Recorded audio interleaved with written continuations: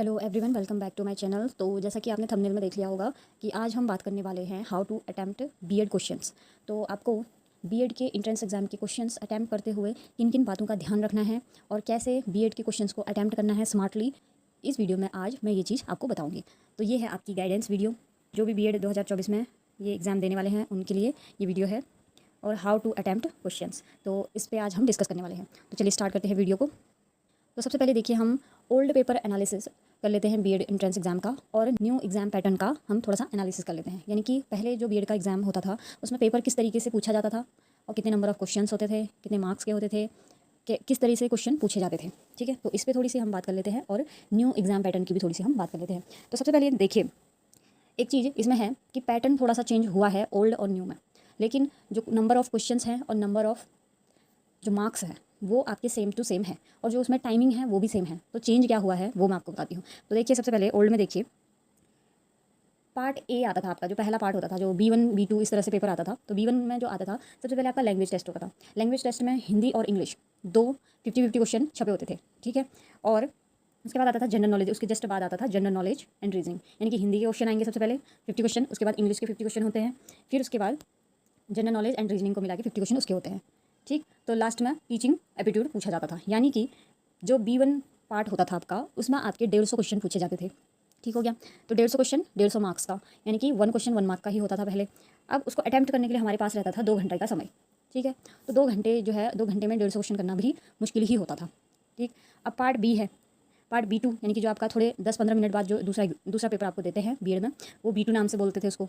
उसमें optional paper आता था, उसमें साइंस और कॉमर्स और आर्ट्स ग्रुप के क्वेश्चन पेपर आते थे। यानी कि 50 क्वेश्चंस आपको करने होते थे, 50 मार्क्स के, और उनके लिए समय कितना होता था, 1 घंटे का होता था। यानी कि पेपर जो पार्ट 1 है B1 और पार्ट B2 है, दोनों को मिला के आपके पास समय 3 घंटे ही रहता था।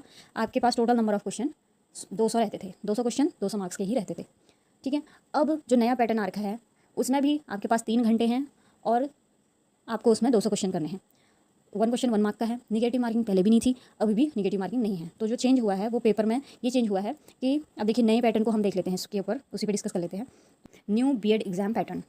तो अब देखिए, अब आपका जो एग्ज़ाम होगा उसमें पार्ट B1 लिखा होगा, और उसमें लैंग्वेज में आएगा आपका हिंदी और इंग्लिश। सबसे पहले आपके क्वेश्चन हिंदी के होते हैं।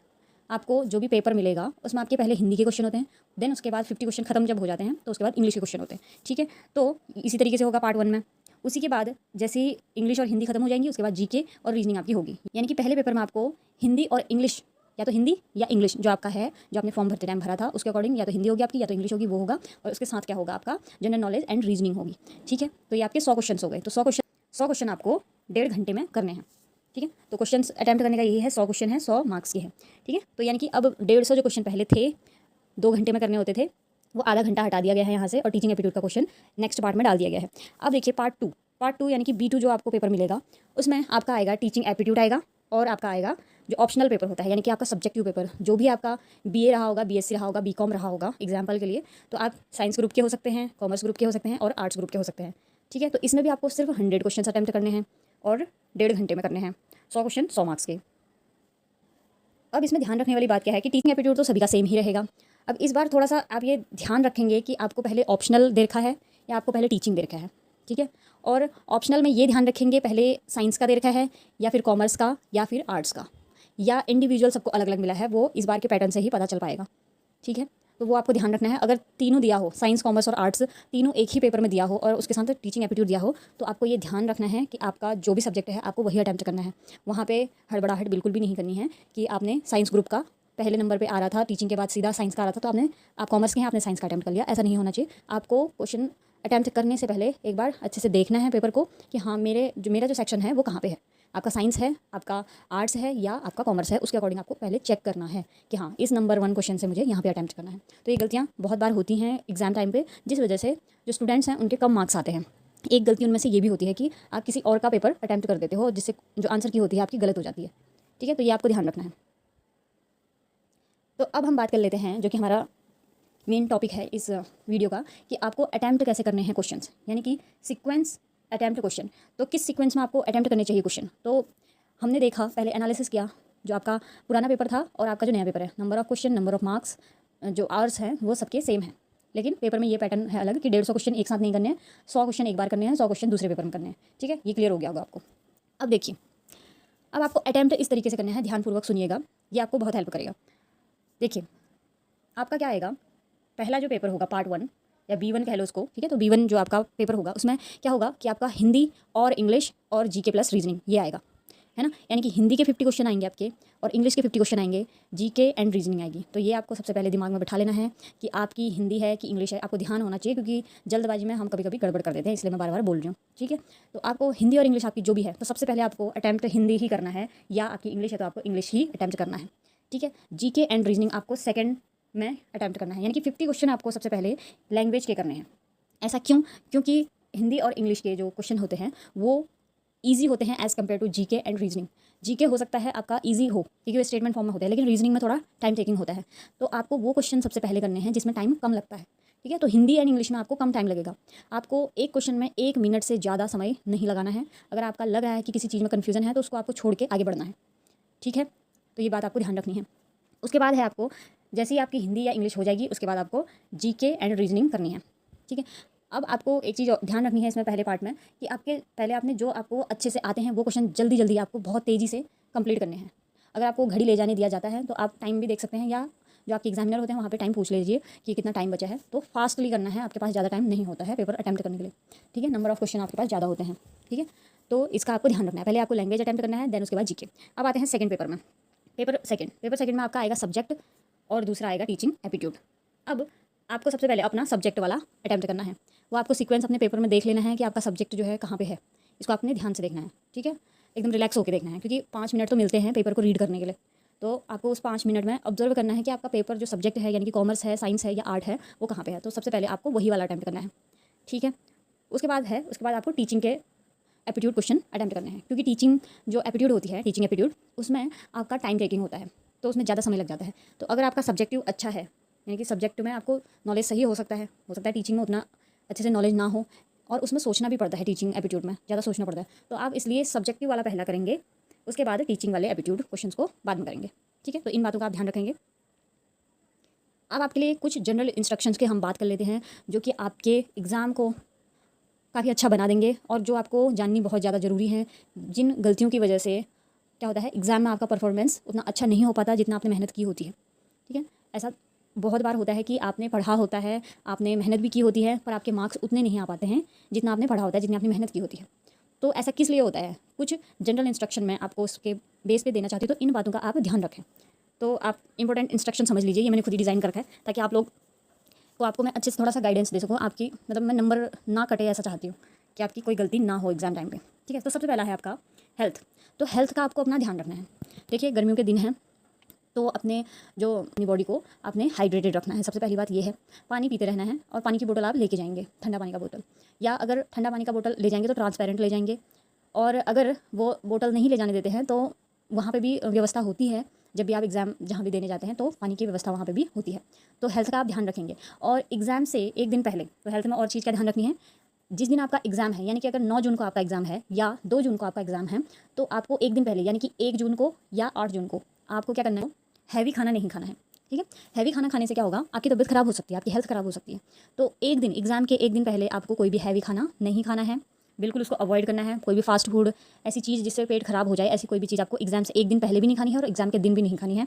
आपको खाना सादा भोजन खाना है। ठीक है, एकदम हल्का हल्का भोजन आपको खाना है, ताकि आपकी तबीयत ख़राब ना हो। अपनी तबीयत का सबसे पहले आपको ध्यान रखना है एग्ज़ाम देने से पहले, और अपने शरीर को हाइड्रेटेड रखना है। ठीक है, अब दूसरी बात आते हैं एडमिट कार्ड।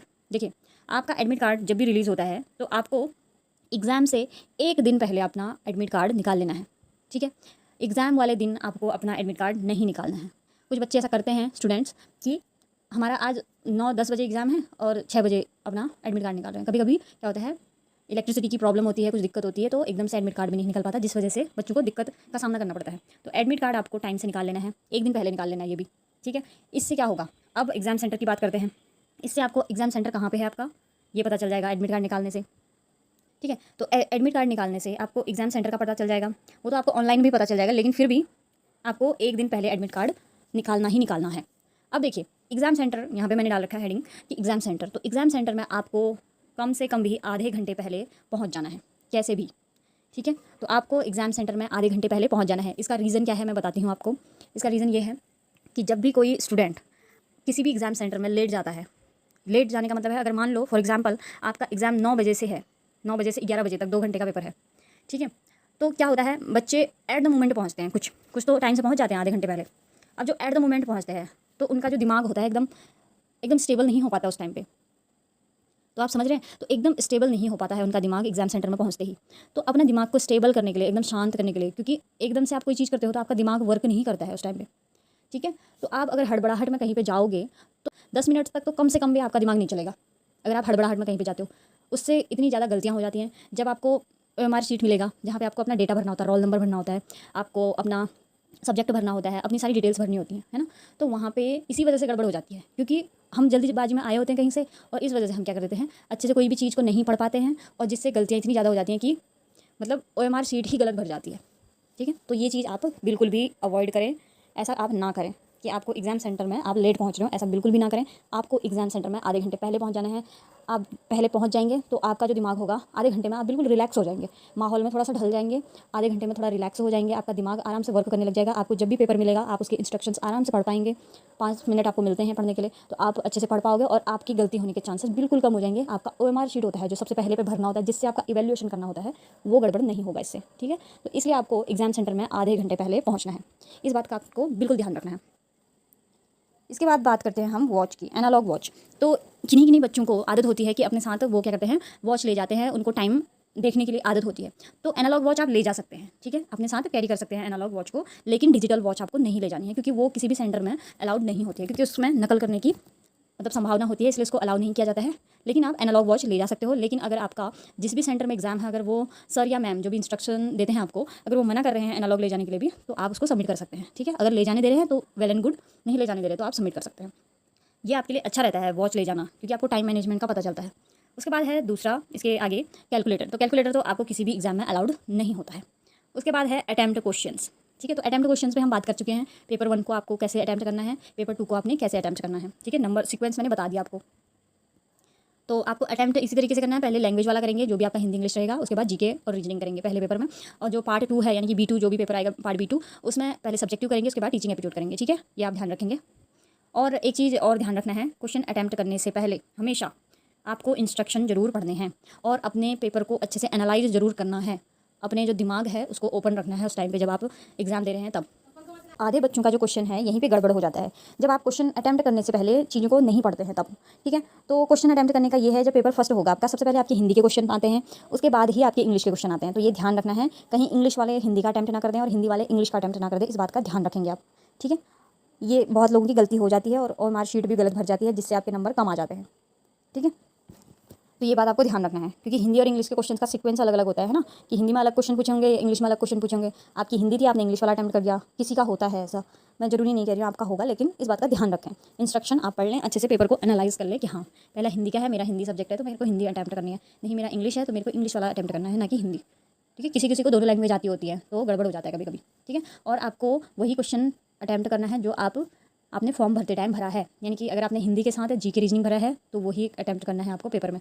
इंग्लिश के साथ जीके रीजनिंग भरा है तो वही अटैम्प्ट करना है। ऑप्शनल पेपर में आपने जो भी भरा है, साइंस के साथ टीचिंग एप्टीट्यूड भरा हो, कॉमर्स के साथ टीचिंग एप्टीट्यूड, आर्ट्स के साथ टीचिंग एप्टीट्यूड, वही चीज़ें आपको अटैम्प्ट करनी है, ठीक है। और उसको एनालाइज अच्छे से करना है, ध्यान से, बिल्कुल भी किसी भी पेपर में कोई दूसरा पेपर आपको अटैम्प्ट नहीं करना है, इस बात का ध्यान रखेंगे। इसके बाद बात करते हैं टाइम मैनेजमेंट की। तो टाइम मैनेजमेंट में आपको ये ध्यान रखना है कि आपके पास 100 क्वेश्चन होते हैं, उसके लिए आपको 1.5 घंटा मिलता है। 1.5 घंटा यानी कि 90 मिनट। 90 मिनट में आपको 100 क्वेश्चन करने हैं, यानी कि 10 क्वेश्चन फिर भी एक्स्ट्रा हैं आपको 1 मिनट के हिसाब से, ठीक है। तो आपको स्पीड रखनी पड़ेगी थोड़ी सी तेज, ये बात आप दिमाग में बैठा लीजिए। टाइम मैनेजमेंट आपका ऐसे होगा कि आपको ये नहीं सोचना है कि मेरे पास बहुत ज़्यादा टाइम है, आपको सोचना है मेरे पास बहुत कम टाइम है, तो जल्दी जल्दी क्वेश्चन अटैम्प्ट करना है। जो आपको एकदम आता है उसको करते रहना है फटाफट फटाफट फ्लो में, ठीक है। और मार्कशीट मिलेगी आपको, गोला आपने अच्छे से भरना है, ठीक है। ब्लू और ब्लैक बॉल पेन से आपने भरना होता है, पेंसिल से आपने नहीं भरना होता है, ठीक है। और एक चीज़ OMR शीट भरते टाइम ये भी ध्यान रखेंगे, जैसे मान लिया आपने 6 नंबर का क्वेश्चन है, उसका B ऑप्शन लगाना है, तो कभी कभी गलती से क्या होता है 6 में लगाना होता है 7 में लगा देते हैं, तो इस बात का ध्यान रखेंगे। आराम से ये चीज़ भरते टाइम आराम से देख लेंगे कि छठे पे लगाना है तो छठे पे ही लगाना है उसको, ठीक है। तो इस बात का ध्यान रखेंगे। और टाइम मैनेजमेंट का ये हो गया कि जो क्वेश्चन आपको जल्दी आते हैं उनको फटाफट अटैम्प्ट करना है, और रीचेक के लिए भी आपने टाइम बचाना है, ठीक है। कुछ बच्चे बहुत ज़्यादा फास्टली कर लेते हैं, उनके पास टाइम भी बच जाता है, ठीक है। जो ये टाइम 1.5 घंटे का मिला है उसी में वो रीचेक भी मार लेते हैं, ठीक है। तो आपको वही बनना है, बहुत तेज़ी से क्वेश्चन करने हैं। उसके बाद है लास्ट हमारा फाइनल, कैरिंग थिंग्स। तो आपको अपने साथ क्या क्या चीज़ें ले जानी है। आपको अपने साथ ले जाना है पानी का बोतल ले जाना है, ट्रांसपेरेंट बोतल, ठीक है। अब कोरोना काल तो वैसे नहीं है, लेकिन किसी किसी एडमिट कार्ड में लिखा रहता है कि आपको जो है मास्क ले जाना है, ठीक है। ट्रांसपेरेंट बोतल आपको ले जानी होती है। उसके बाद आपको अपनी फ़ोटो ले जानी होती है। उसके साथ अपने आधार कार्ड, आइडेंटिटी कार्ड, यानी कि वोटर कार्ड हो सकता है, पैन कार्ड हो सकता है, आधार कार्ड हो सकता है, कुछ भी हो सकता है, वो ले जाना है। और फोटो हो गया, ठीक है। ट्रांसपेरेंट बोतल होगी। पेन आपको 2 ले जानी है, ब्लू ब्लैक पेन और ब्लू पेन। नई नई पेन नहीं ले जानी है, जो चलती है थोड़ी चलाई हुई, 5-10 पेज तो लिखी होनी चाहिए, उतनी ले जाना, क्योंकि जो नई नई पेन होती है कभी कभी नहीं चलती हैं, तो इस बात का भी ध्यान रखना। तो रुकावटों को नहीं लेके आना है एग्ज़ाम के टाइम पे, ठीक है। और क्या चीज़ें ले जानी है आपको, पेन हो गया। और जो अगर आप लड़कियाँ हैं, अगर आप जैसे लड़के तो 2 पेन लेके चले जाते हैं, ठीक है, और एडमिट कार्ड लेके चले जाते हैं, ठीक है। तो बाकी चीज़ें अगर लड़कियाँ कैरी बैग या छोटा सा वो पाउच होता है वो ले जाती है, तो ट्रांसपेरेंट ले जाना, ठीक है। ट्रांसपेरेंट ले जाएँ, आधार कार्ड वगैरह, अपना फ़ोटो, एडमिट कार्ड, ये तो मस्ट चीज़ें हैं। इनको अच्छे से चेक कर लें। एग्ज़ाम जब देने आप जा रहे हैं तो अपने बैग में अच्छे से चीज़ें रख लें। और पैसे वैसे तो फिलहाल आप रखेंगे ही, कहीं जा रहे हैं तो पैसे हमेशा अपने पास रखें, ठीक है। और मोबाइल आप अगर दूर सेंटर है तो मोबाइल तो लेके जाना पड़ेगा आपको, तो वो भी ले जा सकते हैं। वो सबमिट कर दें आप कहीं पे बाहर पे, वो भी व्यवस्था होती है एग्ज़ाम सेंटर्स में। आप बाहर पे जहाँ पे भी एग्ज़ाम देने जा रहे हैं वहाँ पे सबमिट हो जाता है, ठीक है। अपना बैग आप रख सकते हैं। और एक लास्ट चीज़ मैं बोलना चाहूँगी, OMR शीट भरते टाइम आप विशेष ध्यान रखें। अपना रोल नंबर, अपना नेम, सिग्नेचर, अपना जो आपने अटैम्प्ट करना है, साइंस का करना है, आर्ट्स का, कॉमर्स का, ये आप अच्छे से ध्यान रखें। और लैंग्वेज वाले में बहुत लोगों की गलती होती है। जब आपको OMR शीट दी जाती है तो वहाँ पे आपसे वो आपकी चॉइस नहीं पूछ रहा होता है। एग्जामिनर ने आपको वो शीट आपकी चॉइस पूछने के लिए नहीं दी होती है कि आपको क्या लैंग्वेज अच्छी लगती है, हिंदी या इंग्लिश। ऐसा नहीं है, वो उसके लिए होता है। किसी बच्चे को पता नहीं होता, ये बात इसलिए बता रही हूँ, इनकी वो सोचते हैं कि पता नहीं किस लिए क्या है ये। वो इसलिए होता है कि आपने जो एग्ज़ाम में फॉर्म भरा है उसके अकॉर्डिंग आपको कौन सा पेपर देना है। और ये गड़बड़ बहुत बच्चे करते हैं कि इंग्लिश की जगह पे हिंदी करके आ जाते हैं, हिंदी की जगह पे इंग्लिश भर देते हैं बाहर। अब जैसे आपने बाहर गड़बड़ भर दिया तो आपका पूरा पेपर 50 मार्क्स गड़बड़, ठीक है। तो ये बात आपको ध्यान रखनी है। तो आज का मेरा वीडियो इतना ही था। अगर आपको फिर भी फर्दर कोई गाइडेंस चाहिए होगी, फिर भी कोई भी इस टॉपिक के रिगार्डिंग आपको कोई भी डाउट है, तो आप मुझसे कमेंट सेक्शन में पूछ सकते हैं। भी बीएड एस्पेरेंट्स हैं, बीएड एंट्रेंस देने वाले हैं 2024 में, उन सभी को ऑल द वेरी बेस्ट। आप अच्छे से एग्ज़ाम दीजिए, आपका एग्ज़ाम ज़रूर क्लियर होगा, ठीक है। और अगर आप टाइम से जाते हैं एग्ज़ाम हॉल में तो आपका बेहतर होने के चांसेस काफ़ी बढ़ जाते हैं, 10% तो बढ़ ही जाता है, ठीक है। तो जो गड़बड़ है क्वेश्चन वगैरह, जो हम आंसर शीट में, OMR शीट में जो क्वेश्चन के आंसर गलत भर देते हैं, उसका रीज़न ही यही होता है कि हम लेट पहुँचते हैं, जिस वजह से हमारा जो माइंड है, जो ब्रेन है, वो एकदम से वर्क फंक्शन करना बंद कर देता है। एकदम से वर्क नहीं करता हमारा दिमाग। आप कभी भी एग्जाम में, किसी भी एग्जाम में एकदम से हड़बड़ाहट में बैठते हैं तो ऐसा ही होता है। इसलिए कभी भी ये इंस्ट्रक्शन दिया जाता है कि आपको आधे घंटे पहले पहुंचना है, उसका रीज़न यही होता है, ताकि आपका माइंड एकदम शांत हो जाए, एकदम आप स्टेबल पोजीशन में आ जाए, ठीक है। तो सभी बीएड एस्पेरेंट्स को मेरी तरफ से ऑल द वेरी बेस्ट। आप अच्छे से एग्ज़ाम दीजिए, बेफिक्र होकर एग्ज़ाम दीजिए। अभी भी आपके पास कुछ दिन हैं पढ़ाई करने के लिए, आप अच्छे से अपना पढ़ाई कीजिए। मुझे लगा था कि इस पे वीडियो बनाना चाहिए, क्योंकि बहुत सारे बच्चों के इस वजह से आंसर गलत हो जाते हैं, और जिस वजह से उनका अच्छे कॉलेज में सिलेक्शन होने से रुक जाता है। तो मुझे लगा कि इस पे वीडियो बनाना चाहिए, तो मैंने बना दिया आपको गाइड करने के लिए। तो आई होप सो आपको ये वीडियो मेरी पसंद आई होगी। अगर आपको पसंद आई है तो आप अपने दोस्तों को शेयर कर सकते हैं, जो भी बीएड का एग्ज़ाम इस बार देने वाले हैं उनको शेयर कर सकते हैं, ताकि उनको भी इस वीडियो के रिगार्डिंग जो भी मैंने चीज़ें बता रखी हैं वो इंस्ट्रक्शन उनको भी मिल सके और वो भी गलतियाँ करने से बचें। तो ठीक है, all the very best. Thank you so much. Please do like, share and subscribe to my channel. Thank you.